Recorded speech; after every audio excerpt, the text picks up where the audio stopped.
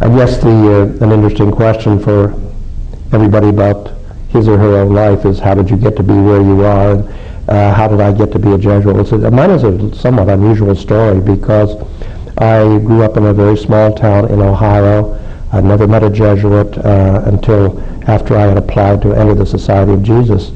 And how did this come about? Well, I mean, as an adolescent, I sort of, I suppose one could say, had a couple of deep sort of religious experiences, and sort of felt myself drawn to religious life and to the priesthood.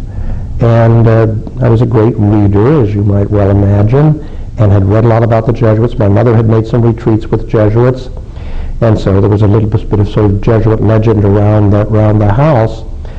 But in reading about them, I realized that they were teachers, and I thought I would like to be a teacher. So they just sort of seemed to go together. So I wrote away, and they wrote back and said if I were serious to go to Cleveland, Ohio, and be interviewed. And so that's sort of unrolled that way. I mean, as I look back, it's I was 18 years old.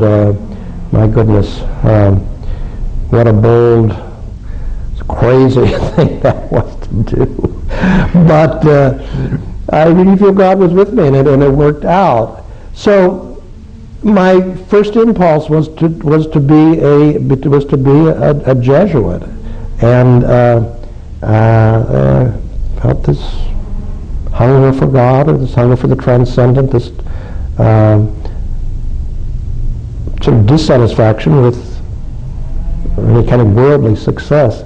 At the same time, I'd always had this interest in history, and this, from the very beginning of my, as far back as I can remember, this sort of impulse to teach people things. And once I was in the society, this was very much encouraged. Obviously, my interest in history was very much encouraged. But I like to think that my vocation as a historian and my vocation as a Jesuit are integrated, in that I pursue my history.